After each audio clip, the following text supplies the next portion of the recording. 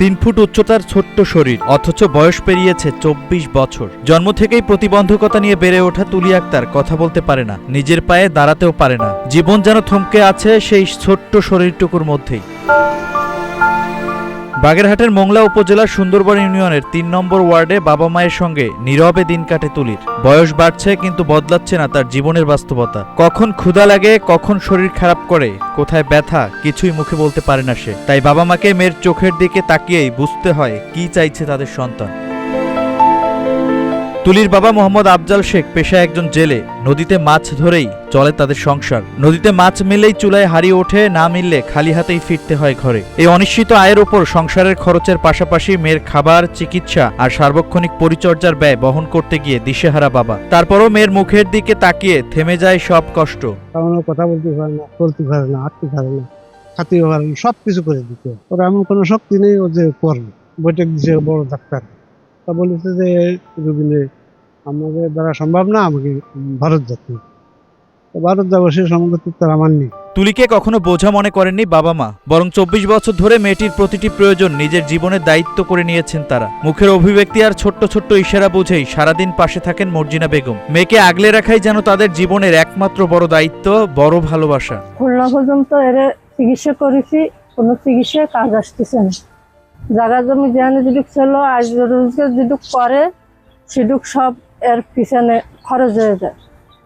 আমরা এলাম গরিব মানুষ, আর না তো কোনো ব্যবস্থা আমাদের কাছে নেই।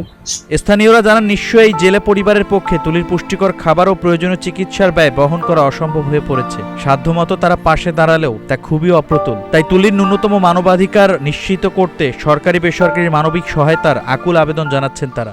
তার যে পরিস্থিতি, তার মাসে 2-3 হাজার টাকা ইনকামই হয় না, তারপরে এই প্রতিবন্ধী মেয়েটা এই নিয়ে খুব কষ্টে আছে। আমরা প্রতিবেশী, আমরা কতটুকু সহযোগিতা করতে পারি, আমরা যেটুকু সহযোগিতা করতে পারি আমরা চেষ্টা করি। সরকারি কোনো যদি অনুমোদন পায় তাহলে সেই ক্ষেত্রে আফজাল ভাই একটু ভালো থাকবে, এটাই আমরা প্রত্যাশা করি। এ বিষয়ে উপজেলা সমাজসেবা কর্মকর্তা জানান, তুলি বর্তমানে প্রতিবন্ধী ভাতা পাচ্ছে। এছাড়া সরকারের পক্ষ থেকে বিশেষ কোনো সুবিধা চালু হলে তা তুলিকে দেওয়ার ব্যবস্থা করা হবে। একই সঙ্গে বিষয়টি উপজেলা প্রশাসনকেও অবহিত করা হবে বলে জানান তিনি। সমাজসেবার পক্ষ থেকে সে তার যে প্রাপ্য সরকারি যে সুবিধা প্রতিবন্ধী ভাতা, সেই ভাতাটা সে পাচ্ছে।